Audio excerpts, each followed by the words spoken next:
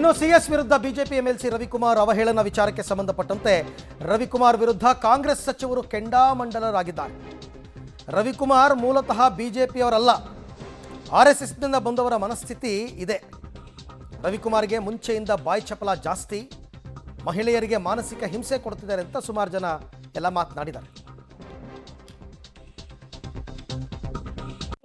ರವಿಕುಮಾರ್ ಅವರು ಬಿಜೆಪಿಯವರಲ್ಲ, ಶಾಖೆಯಿಂದ ಬಂದಂಥ ವ್ಯಕ್ತಿ. ಯಾವ ಶಾಖೆ? ಆರ್.ಎಸ್.ಎಸ್. ನಲ್ಲಿ ಸಂವಿಧಾನದಲ್ಲಿ ನಂಬಿಕೆ ಇಲ್ಲ ಅವರಿಗೆ, ಮನುಸ್ಮೃತಿನಲ್ಲಿ ನಂಬಿಕೆ ಇದೆ. ಮನುಸ್ಮೃತಿನಲ್ಲಿ ಮಹಿಳೆಯರ ಸ್ಥಾನಮಾನ ಏನಿದೆ ಅಂತ ತಮ್ಗೆಲ್ಲರಿಗೂ ಗೊತ್ತಿದೆ. ಇದು ಮೊದಲನೇ ಸಾರಿ ಅಲ್ಲ. ರವಿಕುಮಾರ್ ಅವರಿಗೆ ಅದೇನಾಗ್ತಾ ಇದೆ, ಮುಂಚೆಯಿಂದನೂ ಅವರಿಗೆ ಬಾಯಿ ಚಪ್ಪಳ ಇದೆ ಮಾತಾಡೋದು. ಕಲಬುರಗಿಗೆ ಬಂದು ಇಲ್ಲದ ಸಲ್ಲದ ಆರೋಪ ನಮ್ಮ ಮೇಲೆ ಮಾಡಿದ್ರು. ಇಲ್ಲೇ ಕಲಬುರಗಿನಲ್ಲೇ ನಮ್ಮ DC ವಿರುದ್ಧ ಏನು ಮಾತಾಡಿದ್ರು ತಮ್ಗೆ ಗೊತ್ತಿದೆ. ಕೋರ್ಟ್ ಚೀಮಾರಿ ಹಾಕ್ತು, ಇನ್ನೂ ಅವರು ಕ್ಷಮೆ ಕೇಳಿಲ್ಲ. ರವಿಕುಮಾರ್ ಅವರಿಗೆ ಕೆಟ್ಟ ಚಾಳಿ ಬಿದ್ದಿದೆ. ಅವರಿಗೆ ನೋಡಿ, ಭಾರತೀಯ ಜನತಾ ಪಕ್ಷ ಸಂಸ್ಕಾರಯುತವಾದಂಥ ಒಂದು ಪಕ್ಷ ಅಂತ ಸುಮ್ಮನೆ ಮೇಲ್ಮಾತಿಗೆ ಹೇಳ್ಕೊಳ್ತಾರೆ. ಮಹಿಳೆಯರಿಗೆ ಅವಮಾನ ಮಾಡುವಂಥದ್ದು, ಅವಾಚ್ಯ ಶಬ್ದಗಳನ್ನು ಉಪಯೋಗ ಮಾಡುವಂಥದ್ದು, ಅವರಿಗೆ ಮಾನಸಿಕ ಹಿಂಸೆ ಕೊಡುವಂಥದ್ದು ನೀವು ಈಗಾಗಲೇ ನೋಡಿದಿರಿ.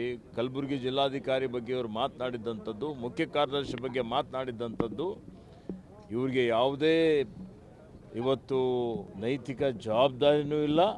ಮತ್ತು ಇಂಥವ್ರ ಮೇಲೆ ಕಾನೂನು ಕ್ರಮನೂ ಆಗಬೇಕು. ಮತ್ತು ಇಂಥ ಜನಪ್ರತಿನಿಧಿಗಳು ವಿಧಾನಸಭೆಯಲ್ಲಿ, ವಿಧಾನ ಪರಿಷತ್ತಿನಲ್ಲಿ ಇರಕೂಡದು ಅನ್ನುವಂಥ ಮಾತನ್ನು ಹೇಳಲಿಕ್ಕೆ ಬಯಸ್ತಾರೆ. ಬುದ್ಧಿವಂತರು, ತಾವೆಲ್ಲರೂ ನೋಡಿದ್ರ ಮಾಧ್ಯಮದಲ್ಲೇ ತೋರಿಸುತ್ತಿದ್ದಾರೆ.